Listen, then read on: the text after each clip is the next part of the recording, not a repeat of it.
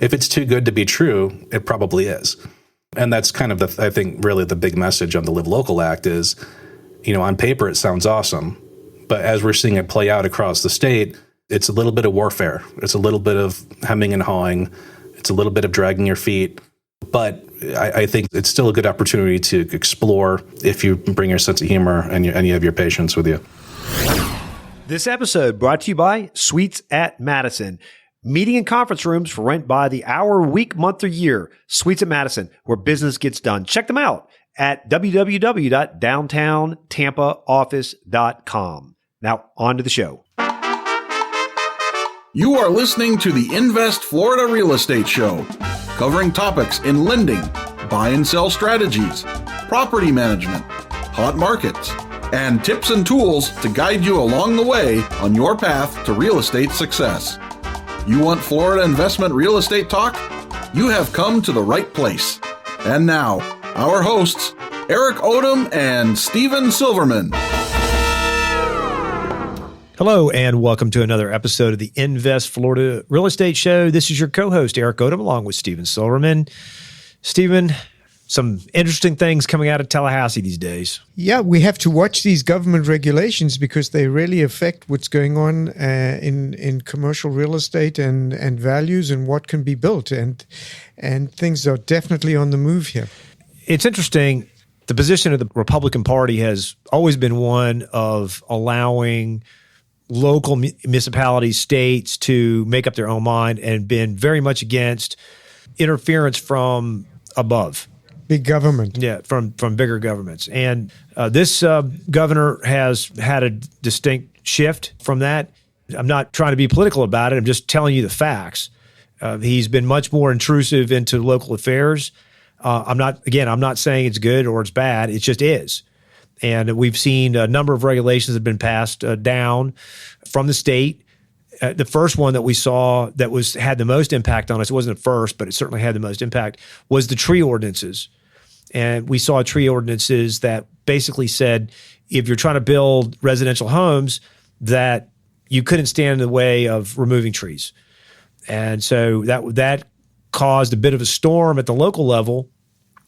They were fairly upset about losing some sovereignty over their ability to be able to maintain their canopies and whatnot. Again, this is not an indictment of whether you think it's a good thing or it's not a good thing. It just is. It's a fact.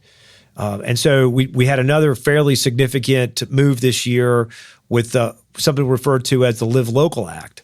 And the Live Local Act essentially allows residential properties to be built on land that's not currently zoned for residential. Which was always a big no-no. Correct. I mean, it just wasn't going to happen ever. But Florida's got a problem. We've got too many people, not too many, we've got a lot of people moving down, and there's just not enough residential accommodation for them all, and especially being felt in the affordable housing market. Yeah, exactly. I understand what they're trying to accomplish. We have an affordable housing issue in the state. And it's become one of the more expensive places in the nation to live just because housing has become so expensive. And it used to be really an inexpensive place to live. It's not anymore. And the state is trying to make adjustments, and they're trying to force downstream things on the local municipalities to try to make it easier. The reality of the situation is, Stephen, we're in commercial real estate. We broker, we property manage, and it's been an issue for us anytime we've tried to get anything done, that if we had to go to the city or the county, it's very onerous to get plans approved and getting things adjusted and built. And again, it doesn't matter whether rezoning and repurposing has been very difficult. It is very difficult. And the state realizes that the municipalities aren't incented to try and make it easier. So this is what they're doing. This is the reaction, is they're trying to push this down. Now, how does it affect us, as investors and brokers and managers and everything else? Well, for anybody who's in investment or in real estate, it's the laws of supply and demand. Sure. And so if you increase the supply, it's going to affect the economics of the situation. Well, we were going to talk about it today, and we have somebody who's intimately aware of the rule and how it's affecting the states and development. But why do you guys care about it? I mean, most of our listeners are multifamily and single family home investors. And yeah, there's some commercial folks in there too, but generally speaking, most of the folks that are going to be listening to this podcast are either trying to get into the business or they're buying residential property of some sort, multifamily or single. That's the vast majority of the people listen to us. And so why do you care? Well, if you're trying to find rentals, it's tough. If you're trying to find homes to rent, the prices are so high, and it's a very small pond with a lot of alligators in it, Stephen. Because I own some property, and I get solicited 4 to 5 times a week for investors trying to buy my property. That's not easy. You're trying to build a portfolio, and you're on the phone all day, and you're competing with literally hundreds, if not thousands of people in the same market. It's tough. And so anytime you get the opportunity to open up an additional market, that's something you should be paying attention to, right? Changes the dynamics, not only also of areas, because areas that formerly couldn't be built can now be built and built out with multifamily and affordable housing. And that's going to affect retail. It's a domino effect. Yeah, and the reality of the situation is that office and retail, some of it's been overbuilt and it can be repurposed. And I'm going to put my opinion in this now, moving away from fact. I think some of this is good, and I don't think we would have ever seen this type of movement from municipalities before because there's no incentive for them to do that.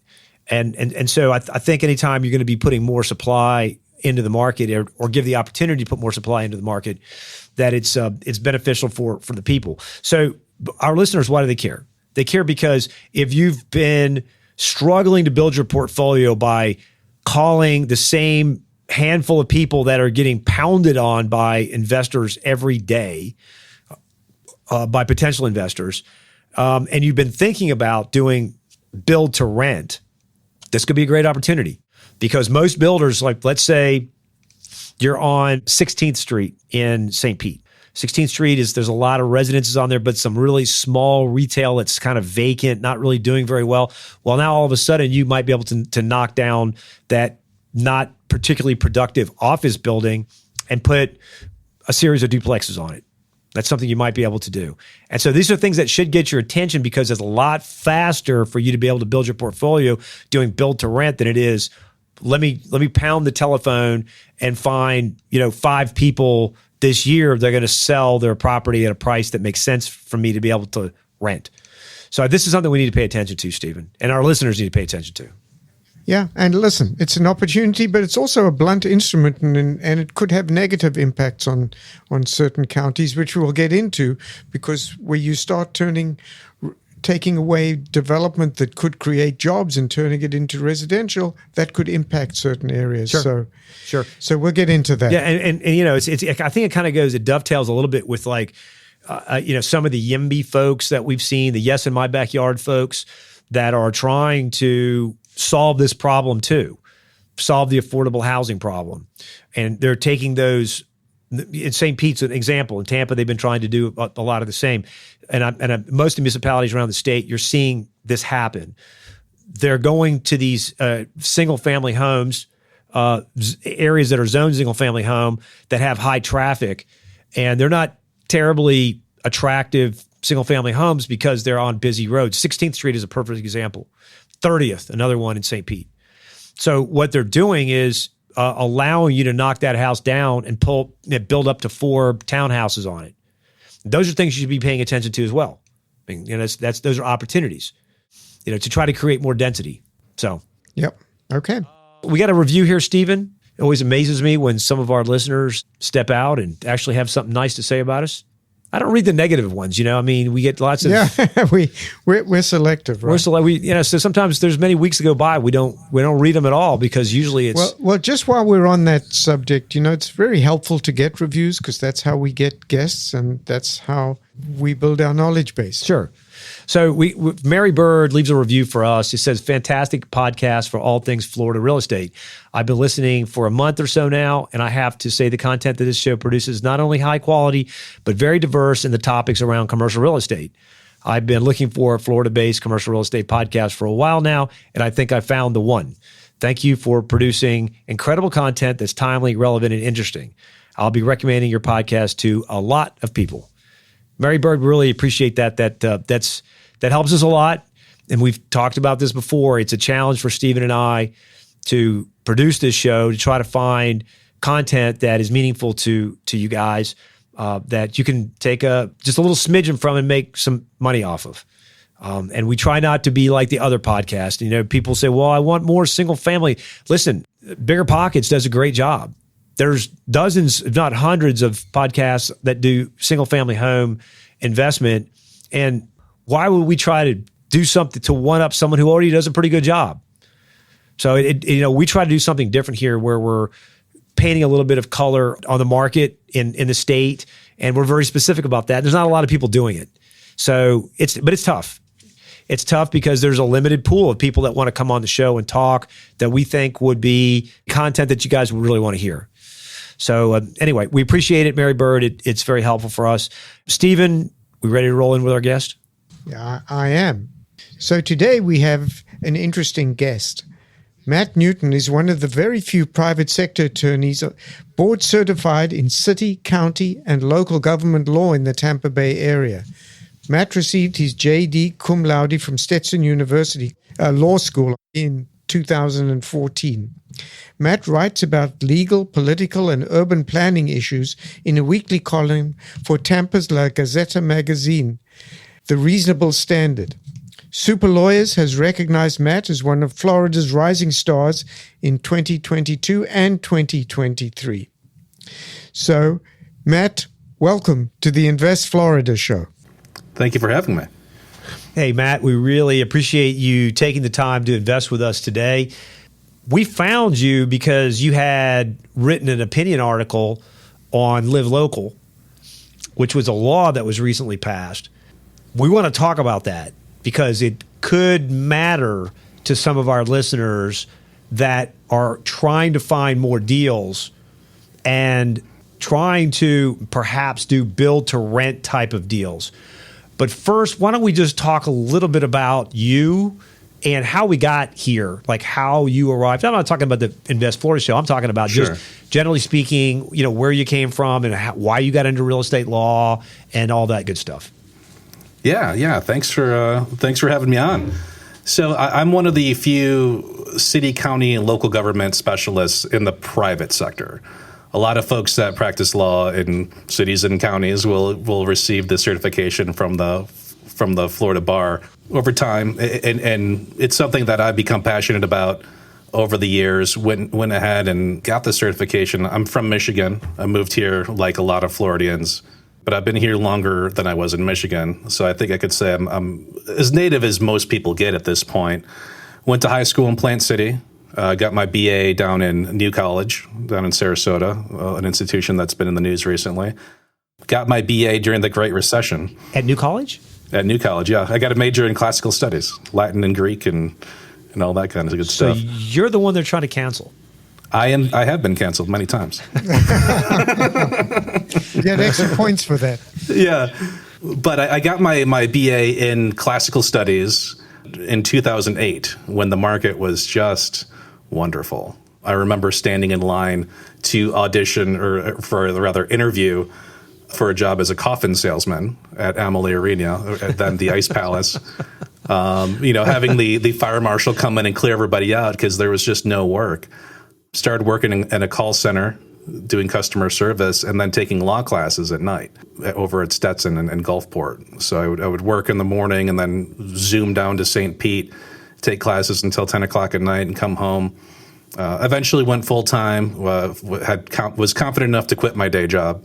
Did a couple internships at the city of Tampa and made friends with my supervising attorney who introduced me to her husband who's doing zoning and land use work. And I've been working with him ever since. It's been almost 10 years. The central part of my practice is zoning, planning, entitlements, variances. Any time you run into the local government that's not criminal, it's something that I have knowledge about. And I'm glad you brought up Live Local because this is a very very interesting piece of legislation. Not like anything we've seen before, at least that I haven't. Is this something that's only local to Florida? Do other states have anything similar? No, this is a Florida creature. It was introduced by a legislator in South Florida who I believe works in land development as well and tends to know the struggles of real estate developers and local governments, and made an effort to make things a little easier. But as we'll discuss, it's not like anything that's created by a human being. It's not perfect. And so a lot of local governments are having trouble implementing it. I've been speaking with people around the state, just trying to understand how is it being introduced, how is it being rolled out. But before we talk about that, let's talk about what it is. Yeah, and it's been interesting following this governor and this legislature primarily because it has been a departure. And I'm not trying to to paint this as a political thing. I mean, it is political, obviously, but the reality is the Republican Party, which has controlled the state for 30 years, has always been a party of laissez-faire at the higher level and let people decide locally what to do. And that has not been. This has been an active governor that has tried to go down to the local levels, city and municipality and county, and put their will, and from Tallahassee, onto the local municipalities. The first one that I recall, you can correct me if I'm wrong, but was the tree ordinance, which basically said, if you're trying to build a residential home or you're trying to add multifamily, cut the damn trees down. Mm-hmm. And that's a great analogy to this one. Yeah. Because if you recall, the tree ordinance happened twice. Yes, correct. There was the first introduction where everybody thought, wow, this is really broad. And trees were just going down all over the state, left and right.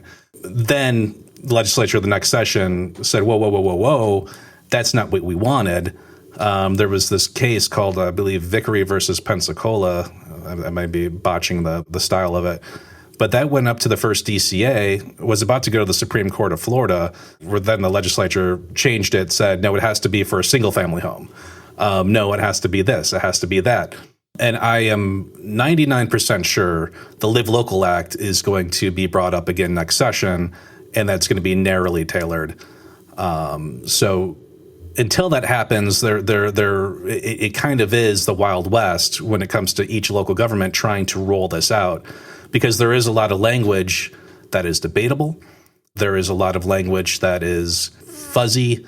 For example, it talks about parking minimums. I'm sure a lot of your listeners are familiar with off-site parking requirements and how it can be a burden if you want to have a highly dense development to park all those cars in there. Especially in the city of Tampa, which has a very high minimum parking ratio. Correct. It just says the local government shall consider parking waivers. What does that mean? Yep. Nobody knows. But if you think it's going to come up again, if people can take advantage of doing something now, they should do it now, right? Yeah. So if you have a parcel, or you're looking at a parcel that is entitled for commercial or industrial or mixed use, now is a good time to talk to your local government or talk to a lawyer or talk to an urban planner and say, is the infrastructure in place where this could be a good thing? And you want to start those discussions sooner rather than later, before the session starts again. And it changes. And you may have been cut out of some processes, because once you get your entitlements under Florida law, once you've reasonably relied on those requirements, things like the Peart-Harris Act, tend to give you some protections. If you receive these entitlements and then they get pulled from you, it's debatable that there could be a taking there. So the sooner you can get vested with your entitlements, the better. Obviously, doing it responsibly. Yeah, I mean, I think when you look at it from the state, is this the governor just saying, "I'm the king and it's going to be my way"? And no, I mean, I think ultimately the legislature and the governor, their heart's in the right place, because what they're trying to do is get housing more affordable in the state. Right. No, I don't think this is an attack on sovereignty. Correct. There is some issues. I think that local governments are reasonably concerned about. One example is the stock of industrial land in a local community, especially here in Tampa near the port. That you can't grow back industrial land, and there's such a shortage of industrial land, and so when I saw that in the rule that industrial, said, oh my God, we're so short on industrial as it is, yes, and we're struggling to get more, and now you're going to put a single family house on a quarter of an acre or half an acre of potentially developable for industrial. That's not good. And I see Pasco County complaining about it. Mm-hmm. We're talking because we know what the Live Local Act is, but I think there might be people listening. We haven't really defined what it is and how it affects people. Right. I mean, we gave the 30,000 foot of like it's basically Tallahassee. Yeah, Tallahassee intruding and basically saying, so let's go ahead and back up. Yeah. Let me set the table. So we're in a housing crisis, obviously. And I would say when you look at the way that rent is skyrocketing across the state, the legislature stepped in, said, let's figure out a way to speed up the development of units. Because one of the biggest problems with affordable, and when I say affordable, it's not just low income, it's moderate income as well, workforce, sure, everybody's suffering. Non-luxury housing, I think, sure, is where we're seeing a need. How can we speed up that process? And I believe the legislature saw a bottleneck at local government processes. And that's a long time coming. And they're not wrong. They're not wrong, by the way. Absolutely. I mean, I had a property, anyway, I'm getting sidetracked again here, telling a little side story, but I had a property in South Tampa that I subdivided because it was really potentially could have been 2 lots. And there was an old laurel oak tree on the property. And to be able to do what I wanted to do, I had to jump through stupid amounts of red tape. And meanwhile, we're trying to push through, talking about the city, trying to push through legislation to allow more dense development of residential. But I can't get 2 houses built on a fairly large parcel in South Tampa because of a tree. And so, and so it was within weeks or months after I transacted on that deal, we had the law come out of Tallahassee to say, hey, this is... it is impeding. So the bottom line is there has been, issues at the local level of trying to, one hand pushing in, they're pushing the cart in one direction and the other horse or the other pushing in the opposite direction. State pushing one way, county and city pushing the other way. So anyway, I interrupted for the little side note there, but it is an issue that's been going on. And not having enough housing. A lot of that red tape are artifacts from the last land boom we had in the 1910s, 1920s, when people were leaving the cities into the suburbs, and everybody wanted a lot of space. They wanted a lot of distance. They wanted a lot of solitude, and to get away from the urban environment. Well, guess what? The urban environment has been growing. We're running out of land.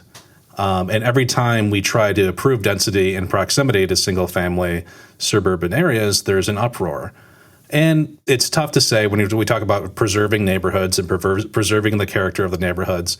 But if we want to make room for everybody in our community, we're going to have to accept higher density. We're going to have to accept a little bit more traffic. We're going to have to accept some of these problems. And local governments, because they are so close to the people, because they are the ones that are getting voted in and out, often about zoning land use decisions, are sensitive to that and not moving as quickly as the legislature, who's not dealing with those people day in and day out, are. So when new higher density things start to come up with the Live Local Act, which really hasn't happened yet, it's been a slow-moving glacier of a process. And we'll kind of get into why that is. But the local government and elected officials are going to be ones getting the heat about it, whereas the folks up in Tallahassee are not. So we're kind of starting to see, this in slow motion at the moment.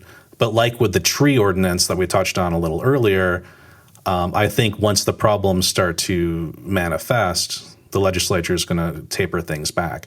And some of those things are going to be the chipping away at industrial. You mentioned Pasco. We're finding ourselves in much more of a distribution center type economy where things are getting mailed in and mailed out. Industrial land in proximity to highways is super valuable. Is that a place where we should be putting multifamily residential from an urban planning perspective? Probably not. Well, the other issue is if you have a place like Pasco County and they have so much residential, it's really the traffic there's terrible already. Mm-hmm. Wouldn't it be better to keep some of that land and use it to create jobs rather than build more multifamily and have more traffic? Well, that's Pasco's argument, isn't it? That if we only have so much industrial land that we've slotted, and just because we haven't built today on it doesn't mean we're not going to build tomorrow on it. And if we build tomorrow on it from an industrial, we're adding jobs into the community that we desperately need, because what's happening in Pasco County is that folks are commuting down to Pinellas and Hillsborough counties to work. Mm-hmm. We want jobs in our own community. And so, they're pushing back and saying, we're working on these manufacturing jobs or distribution jobs that need this industrial industrial land, and it's a process to get these businesses put in place. And this Live Local Act is intruding on our plans to basically allow our folks in our own communities to have jobs where they're not commuting 35 or 40 miles into Tampa or St. Pete.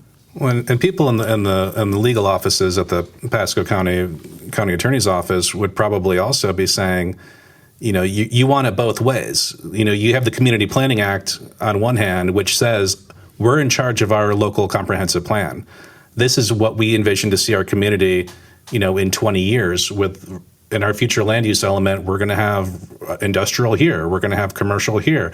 We're going to have residential here. But now all of a sudden, it doesn't matter, because now commercial and industrial and mixed use can suddenly be entitled to the highest amount of density available under the comp plan. And we probably don't have the infrastructure in place for it, because this is not just about, density in an area. It's about the infrastructure around that area. And that's when we're dealing with trip generation. The amount of peak trip hours generated by a office is going to be different than a different land use. A factory is going to be different than another land use. Multifamily residential is going to be different than a different land use. And all these things are supposed to be brought into consideration by the local government as they prepare their comp plan. And suddenly, at least for certain land uses, is irrelevant. So if you were an investor and you wanted to say, hey, there's an opportunity out here, how can I as an investor take advantage of it? Like superficially, you'd say find a piece of land and immediately have it like zoned for multifamily or something like that. Yeah, and let's talk about that, because there's the multifamily land and there's a single family land and stuff that's zoned. But essentially, most people believe, Matt, and this is just adding on to Stephen's question, that now you can take a look at a vacant or old ramshackled retail or industrial property and say, I can knock that down and put residential on it. And that's what they think. So can you kind of say that's true, that's not true, maybe it's partially true? That's essentially what Live Local says, is that you can, for a certain type of housing, workforce housing, that you can bend those zoning rules. Is that not accurate? I wouldn't say we're bending the zoning rules. So I'm glad you brought up, just if you see a warehouse on it, it might be a legal non-conforming warehouse. So make sure you call your local friendly lawyer or your local friendly urban planner and say, let's verify what the entitlements are on here under the comprehensive plan. And then if the local government has zoning provisions, because, funny enough, not every local government has zoning. I think Largo doesn't have zoning. I think they just use their comprehensive plan for these things. But let's make sure the entitlements are actually industrial or commercial. And then let's put mixed use in another bucket, because there's some debate about what that means under the Live Local Act. But if it has those existing entitlements, at this moment, local governments shall approve the highest density available, so long as 40% of those units are quote unquote affordable as defined by the law, and will stay affordable for 30 years.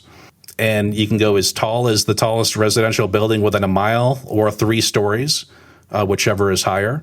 And, there's a few other things that are tucked in there. But yeah, at the moment, if it's entitled for those, you can receive approvals from that, and the local government is supposed to issue them. But gird your loins, because local governments are finding ways to push back against it. for the reasons we talked about, which is there are some perceptions that this is attacking their sovereignty, and they're not going to give it up without a fight. So if you're, for example, if your residential project that you want to put on there needs parking waivers, well, it says they shall be considered, but we don't know what that means. So are you going to have to park that to the code entirely? Are you going to have to request some kind of variance? But if you have to request a kind of variance, are you really entitled to it? And so you have a lot of people scratching their heads and walking around. So I don't want investors to hear this and say, this is a gold rush. This is going to be a lot of paperwork. But considering that I think, and most people who are looking at this and have studied it, think that these entitlements are going to be cut back, in next session, now is the time to do that paperwork if you're ready for it. But I don't think there's any local government here that is rolling out the carpet, so to speak, to let you reverse their comprehensive plan. There's going to be searching for leaks in the system. So engaging conversations, bring your sense of humor, work with your design team to minimize the types of variances that you're going to need. Work with your design team to see if there's a way that we can actually do this at the height and make it make sense financially so that we're not asking for permission more than we need to. And then on the other hand, what we're actually seeing is, at least in my practice, developers calling up and saying, I want to take advantage of this.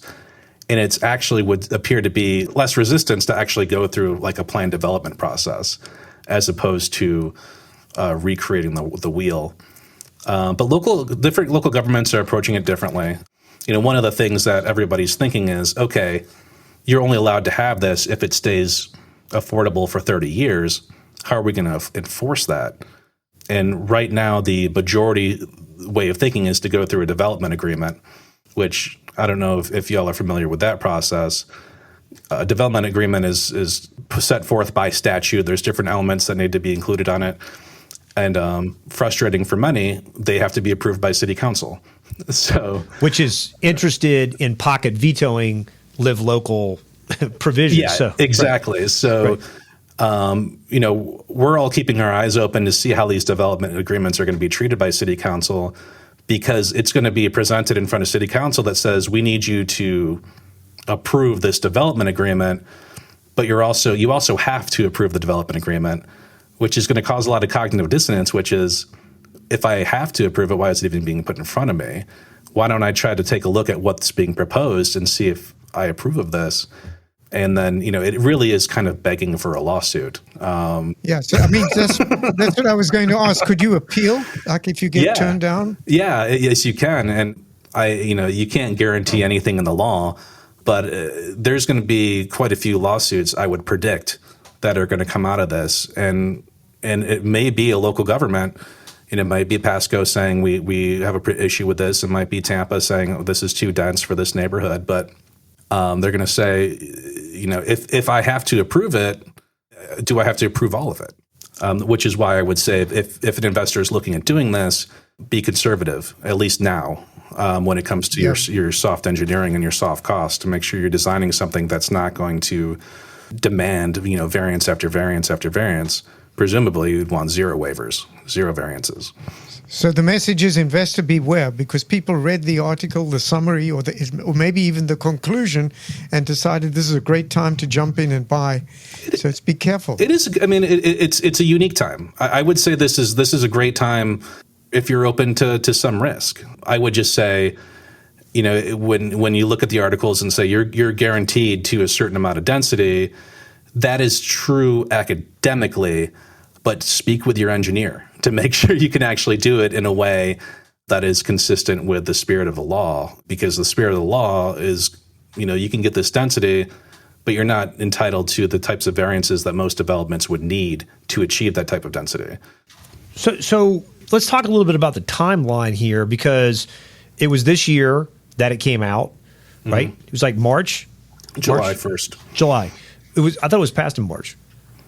It probably was signed in March, but okay. Most laws become effective July 1. But it's not completely engaged right now, correct? It's not. Is that accurate? Or is it what you see is what you get and you can run now? So that is a hilarious question. because the law says this is self-executing. There doesn't need to be any type of rollout done. It can be done administratively. Wow. And that's not really possible from what we're seeing. And a lot of it has to do with, if you've ever had any type of multifamily, any kind of creative development proposed, you always need some relief from the code.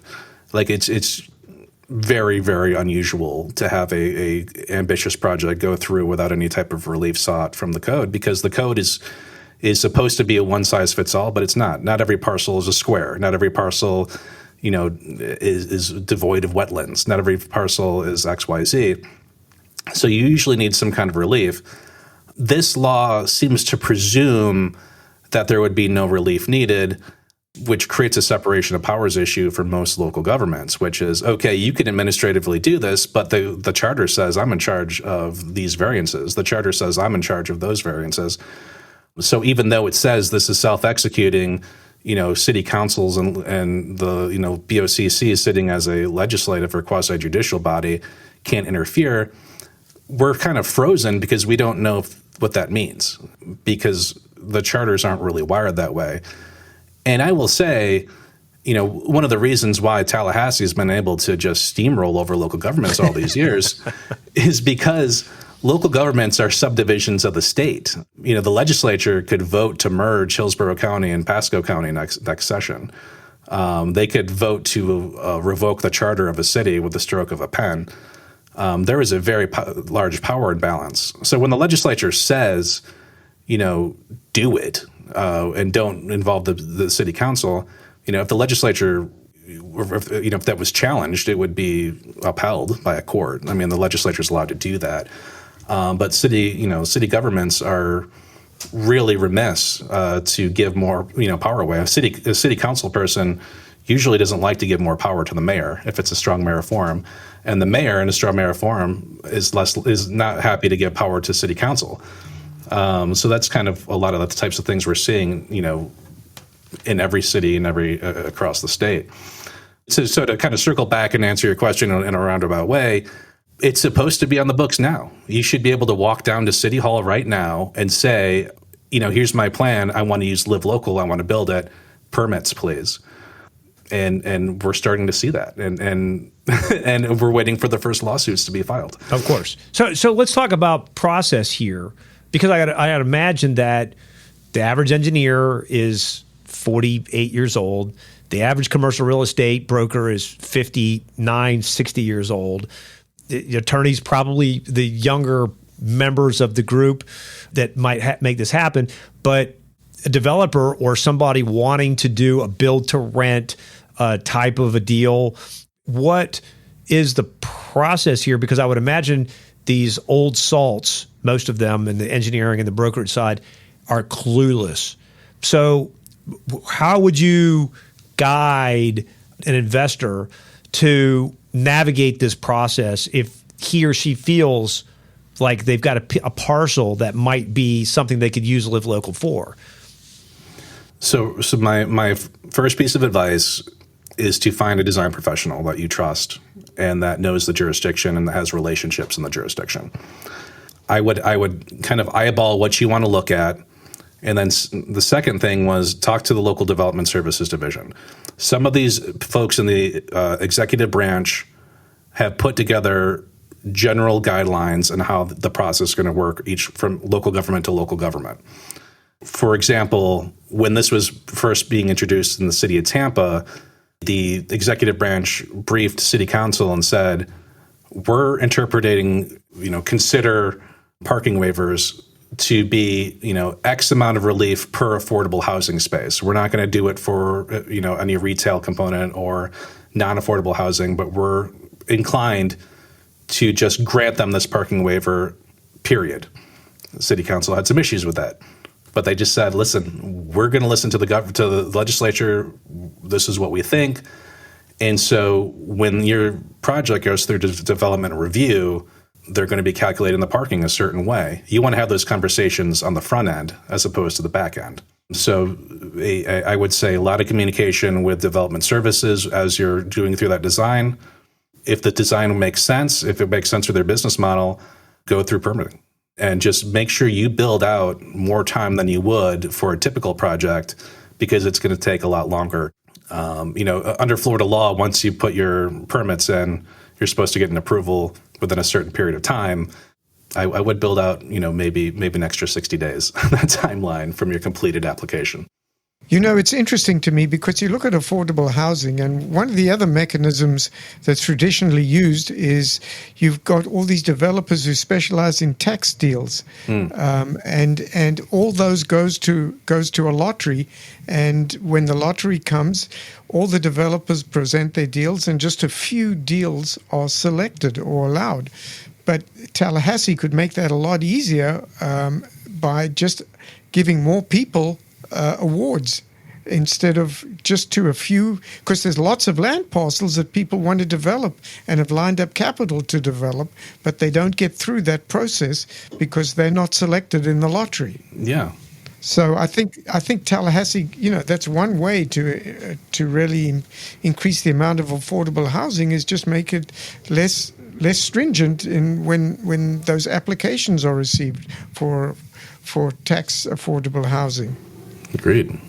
Matt, this development this year has been, it was kind of a bit of a shock to me when it came out. And obviously, we fielded a number of questions from folks, particularly the build-to-rent folks, because they're looking, it's hard for them. It's hard for these investors to go out and find deals. I mean, we were having this conversation before I got started, trying to go buy existing homes to add to the portfolio. It's a dogfight. I get solicited on my properties, probably 3 to 4 contacts per property per week. And if I'm getting hit like this, everybody's getting pounded. And so, it's hard for these guys to build their portfolio. So to try to do build to rents, it's one of the things that a lot of these guys are looking for, to say, hey, I could build 10 houses. It might take me 2 years to purchase 10 homes. But then they go in and try to find land, and land's tough, because it's if there's any land that's out there, Lennar is now doing infill properties.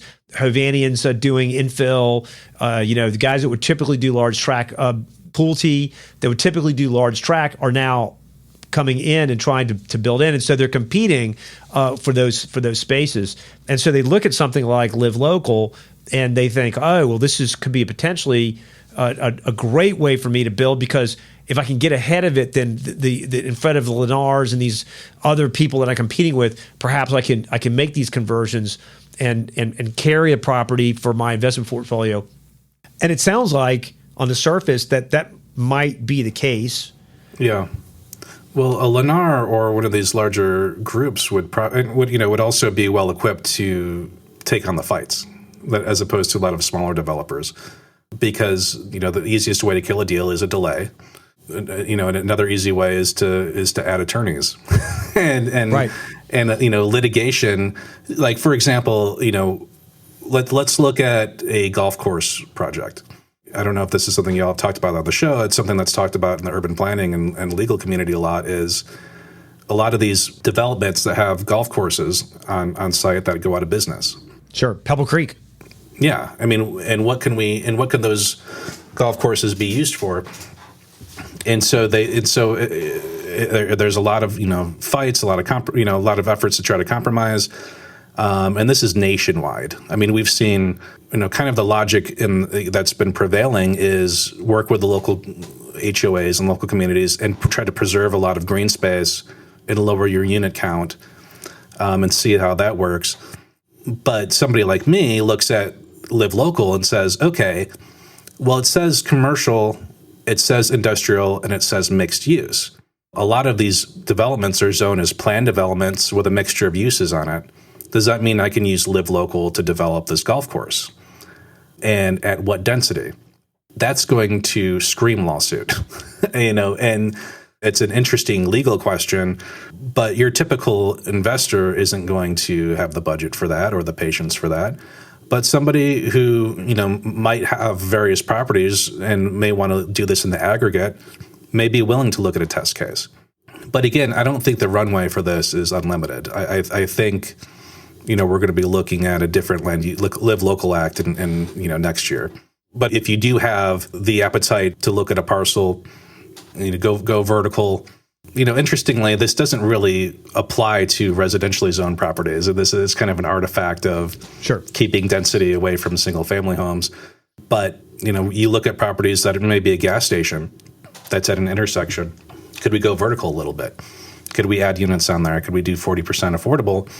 Presumably that could be a good opportunity to build out your portfolio with some multifamily mixed use. And some underground storage tanks and some brownfield that seems like a lot of attorney fees in there, Matt. It's not an ulterior motive, is there? Where do I plug my contact information?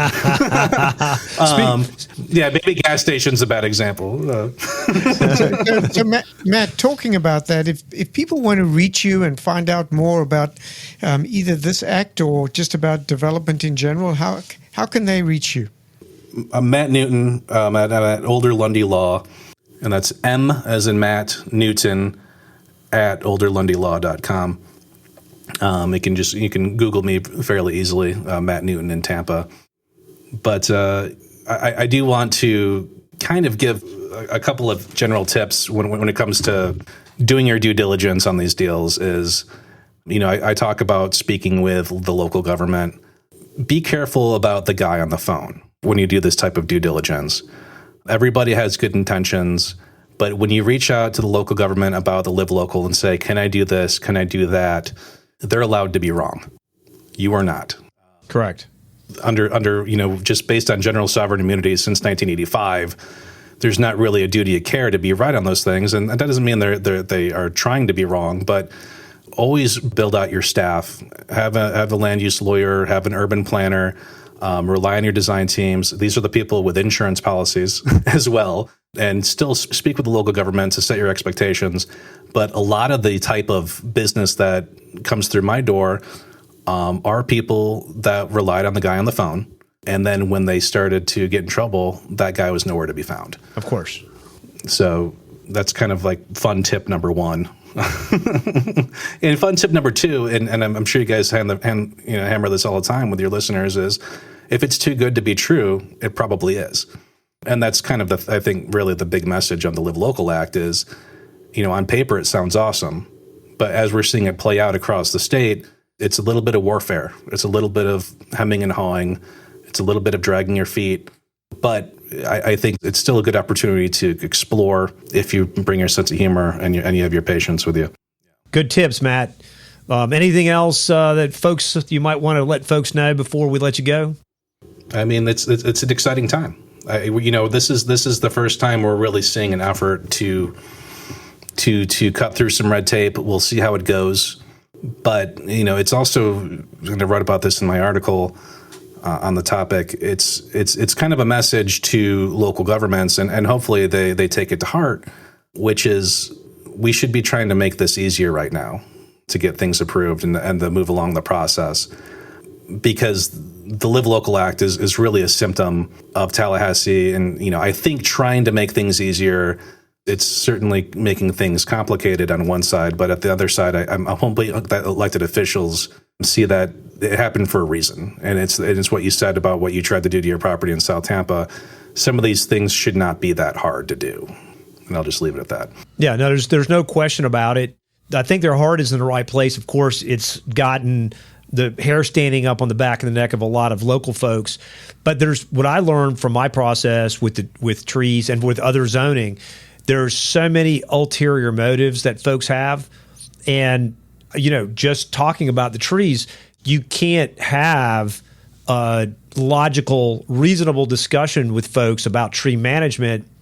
And what I realized after delving into it is it's really because they're not that interested in having that conversation. What they're really interested in is they're not in my backyard people, and they're also they don't want any more people in the state. It's like I came here from Michigan, and I'm just going to close the door behind me, and I'm going to make sure that everything that that goes forward is going to be as hard as possible for people to be able to live, grow a business, et cetera. And so you really don't understand all the ulterior motives that are going on behind the scenes. All you know is you're getting vetoed outright or you're getting pocket vetoed, and you don't really understand, because they're not honest actors in what they're standing on. And so it's hard really to get anything done. You see this with roads. You see this with infrastructure. Look at what's going down in South Bay and Hillsborough County with the water infrastructure and what's going on down there. And you don't really understand all of the ulterior motives that people possess, and they're not all altruistic. And anyway, I always kind of leave people with that. I think this is a great opportunity for folks to look at it and turn a leaf. I think we all are on the same page that we need more affordable housing for folks. We don't want to have these cities be just bastions of high net worth individuals, and then we've got slums out in the exurbs someplace that poor folks are having to come in to commute to be our teachers and our firefighters and our dental hygienists and whatnot. So I think we're all on the same page here trying to make sure that there's more affordable housing for folks, and how you arrive at that, I think that's where the rubber meets the road. Yeah, agreed. And it shouldn't be this expensive. Yeah, no doubt. You shouldn't have to have a lot of money to make a lot of money. Yeah, the oxymoron of affordable housing is it shouldn't cost a lot of money. That's exactly right. Okay. Stephen, anything else before we let Matt go? No, thanks, Matt. That was great, and we look forward to the next adventure in this act. Yeah. Thanks for having me on. And that was Matt Newton talking Live Local, big changes in the laws out of Tallahassee that are going to affect folks down at the local level. Stephen, what were your thoughts about speaking with Matt?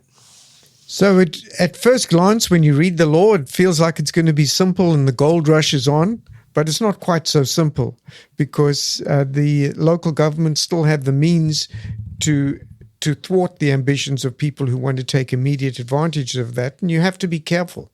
But it definitely is an opportunity, and it's somewhat of a green light to go ahead and think about doing developments in areas where they couldn't be done in the past. Yeah, and similar to the tree laws that we discussed at the beginning of the show, this is controversial, and the way the law is written today is not the way it's going to be written a year or 2 years from now. There's definitely going to be some amendments made to it because there's a lot of squawking about it. But I think that their heart is in the right place. We need more affordable housing. There's a lot of folks that are trying, the YIMBY people, the state. There's a number of organizations trying to see what we can do about getting more housing on less land and get people living closer to where they work. And I think, that's positive. Not sure I feel that good about Tallahassee dictating to us how to run our cities, but I do understand what they're trying to do.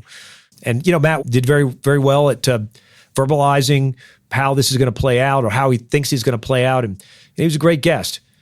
Stephen, other folks want to listen to great guests like Matt, where would they go? Yeah, so the place to go is to our website, www.investfloridashow.com, and also download the app onto your mobile device so you can listen when you're in the gym or driving. Guys, as always, we appreciate the time that you invest with us each and every episode. So until next time, hasta la vista. You've just listened to the Invest Florida podcast with Eric Odom and Stephen Silverman. Join us every week for actionable real estate investment ideas, and of course, visit our website at www.investfloridashow.com for more shows and tips on how to earn a cash flow in the real estate market in Florida. While hosts and producers of the Invest Florida show have no reason to doubt the validity of comments of our guests, we do not warranty their accuracy. Please check with your legal, financial, and tax advisors before entering into any investment. Returns will vary from person to person and deal to deal based on unique circumstances. All information expressed in this show is for educational purposes only. Opinions of the guests are not necessarily shared by the hosts and producers of the Invest Florida show.